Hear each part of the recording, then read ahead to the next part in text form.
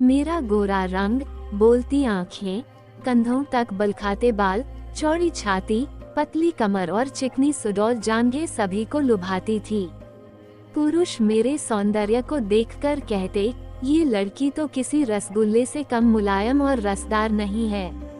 इसे देखने मात्र से ही जन्नत की सैर हो जाती है। मैं सुंदर थी, मेरी देह यष्टि आकर्षक थी। मैं पुरुषों के मुंह से ऐसे शब्द सुनते ही नारी स्वभाववश खिल जाती और मुझे अपनी खूबसूरती का बरबस ही आभास होने लगता। मैं बुदबुदाए बिना न रह पाती, मुझ पर तुम सब मरते हो तो मरो, मैं किसी के हाथ नहीं आने वाली, मैं तो आग हूँ, आग। मुझे पकड़ने के लिए पानी बनना होगा। मैं सुंदर हूँ, पर इतनी भोली नहीं हूँ कि अपनी प्रशंसा सुनते ही तुम्हारी बाहों में समा जाऊंगी। मैं अभी सोच ही रही थी कि माँ की आवाज ने मुझे चौंका दिया। मैं जैसे सोते से जाग उठी। माँ मेरे सामने खड़ी मुस्करा रही थी। मेरी माँ मुझसे कहीं अधिक खूबसूरत थी।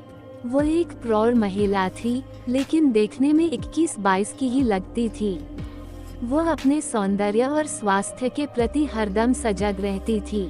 वो अपने मुंह से कुछ कहती तो नहीं थी, किंतु उसके मन के भाव से अक्सर ही मुझे लगता कि वो वेदांत अंकल को पसंद करती है और पापा उसके अनुकूल नहीं हैं। वेदांत अंकल कहाँ से आते थे और मम्मी से उनका संबंध कब से था, इससे मेरा कोई मतलब नहीं था। इतने में मम्मी चहकती हुई बोली, बेटी तुम आज स्कूल नहीं गई, आज तो छुट्टी है। मैंने ये कहकर मम्मी की ओर देखा। आज उसने गुलाबी साड़ी बांध रखी थी। मम्मी पर गुलाबी कपड़े बहुत ही खिलते थे। उसका रूप उनमें और अधिक दमक उठता था। मुझे जहाँ तक मालूम था, मम्मी सजती संवरती तभी थी जब वेदांत अंकल घर पर होते थे या आने वाले होते थे। वैसे तो सजना संवरना मम्मी के जीवन का एक अभिन्न हिस्सा था, लेकिन उस दिन वो विशेष रूप से साज श्रृंगार करती थी जब वेदांत अंकल घर पर होते। मैं अचानक ही बोल पड़ी, तो वेदांत अंकल आज आने वाले हैं।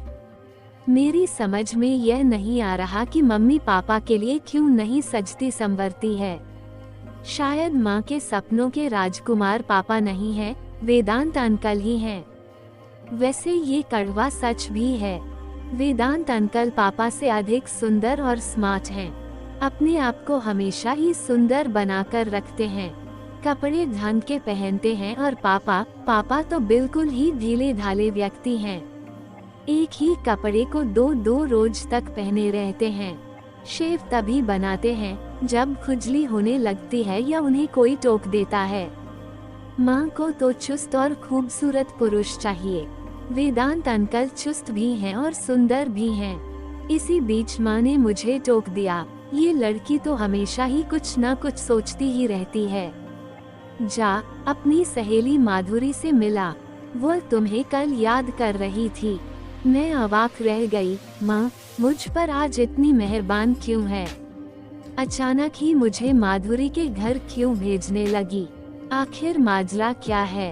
एक साथ मेरे मस्तिष्क में न जाने कितने ही सवाल उमड़ने घुमड़ने लगे, लेकिन मुझ में ये पूछने की हिम्मत ही नहीं थी कि तुम मुझे जबरदस्ती माधुरी के घर क्यों भेज रही हो। आखिर तुम्हारा इसमें क्या स्वार्थ है? खैर, माधुरी से मिलने के लिए तो बेताब मैं भी थी। मैं पैदल ही उसके घर चल दी। माधुरी का घर हमारे घर से पैदल कोई 10-15 मिनट का रास्ता था। मैं माधुरी के घर पहुंची तो दरवाजा खुला हुआ था।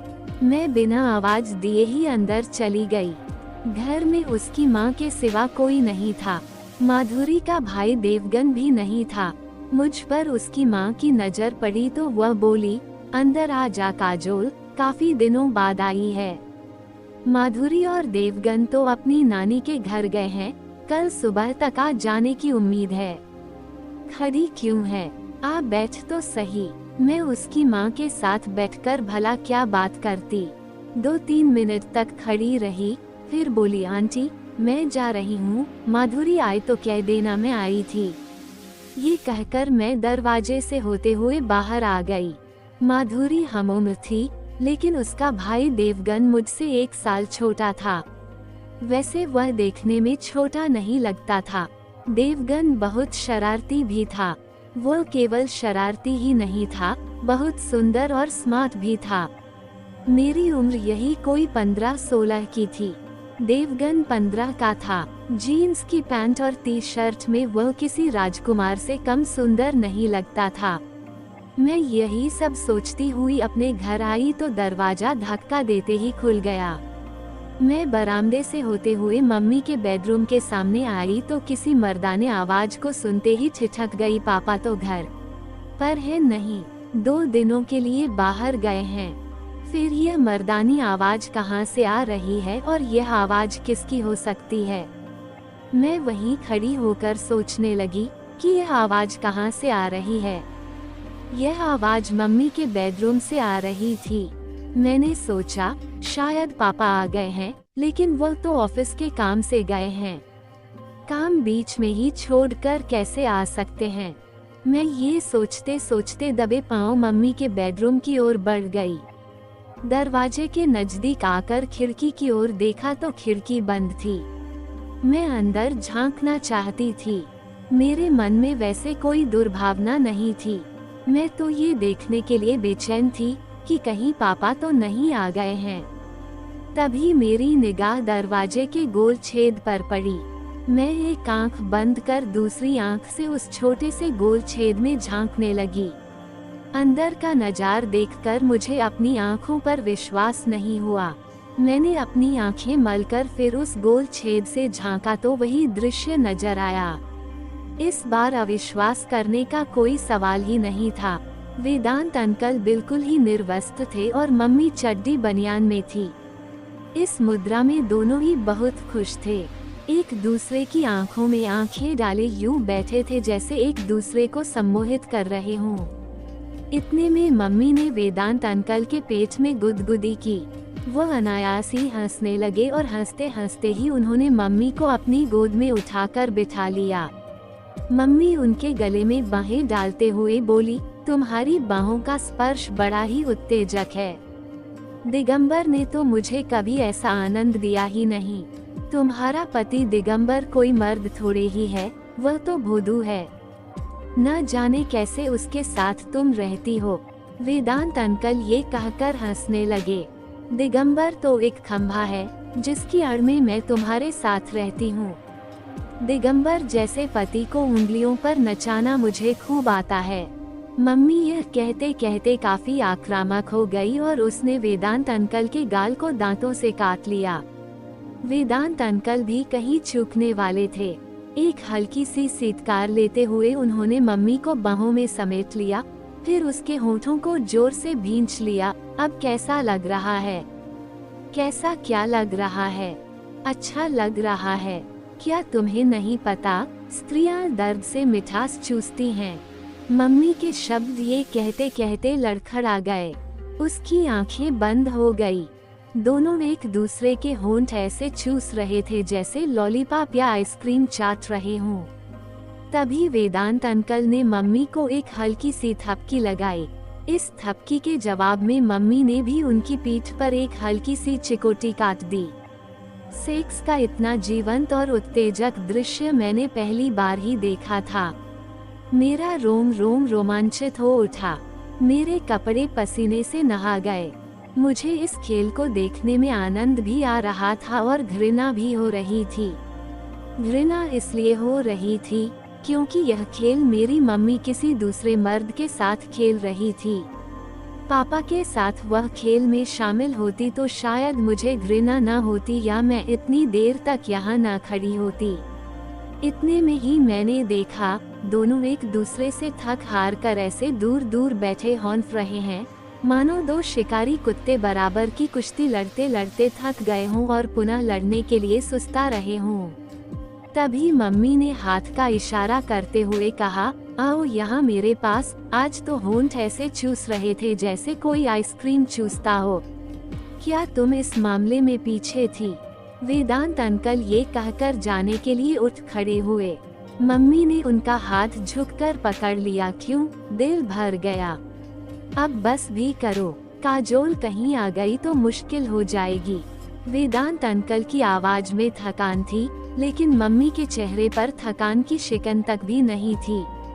उसकी आंखों में तो अभी यौन आमंत्रण हिलोरे मार रहा था। उसने वेदांत अंकल को खींचकर पलंग पर बिठा दिया। काजोल अपनी सहेली के घर गई है, वो अभी नहीं आने वाली। मेरे शरीर में एक सिहरन सी दौड़ गई। तुम भी, वेदांत अंकल ने ये कहते कहते मम्मी को बाहों में भींच लिया। लगता है अब कल वाले आसन का इस्तेमाल करना पड़ेगा। करूँ न, मना किसने किया है? मम्मी यह कहते कहते हंसने लगी। अंकल ने उसको पलंग पर पटक दिया। मम्मी का पूरा शरीर पलंग पर मचल रहा था। अंकल ने हाथ बढ़ाकर टेप रिकॉर्डर ऑन कर दिया। संगीत की धुन बड़ी ही उत्तेजक और दिलकश थी। तभी अचानक ही मुझे छींक आ गई। सारा गुड़ गोबर हो गया। मैं हड़बड़ाकर अपने कमरे की ओर भागती चली गई और पलंग पर निढाल पड़ गई। मुझे अपने आप पर बहुत ही खींच आ रही थी। इस नासपीटी छींक को क्या अभी ही आना था? सारा खेल बिगाड़ दिया। इतने में दरवाजा खुलने की भाडाम की आवाज आई। मैं फटाफट पलंग से उठकर कपड़े बदलने लगी, ताकि मम्मी यह समझे कि मैं माधुरी के घर से अभी अभी आ रही हैं। इसी बीच मम्मी मेरे कमरे में दाखिल हुई। मैंने देखा वो काफी भयभीत थी। वो मेरे करीब आकर बोली, कब आई? अभी चली ही तो आ रही हूँ। माधुरी घर पर ही थी। हाँ, घर पर ही थी। मैं इतना कहकर बाथरूम में आ गई और स्वयं को सहेजने संभालने की कोशिश करने लगी। मुझे डर था कि कहीं मैं माँ बेटी के मर्यादित रिश्ते की गरिमा को भूलकर कोई अशोभनीय बात न कर बैठूं। मैं माँ से कोई सवाल करना नहीं चाहती थी, क्योंकि माँ की यह अपनी जिंदगी थी। न जाने किस मजबूरी में वह ये सब कर रही थी।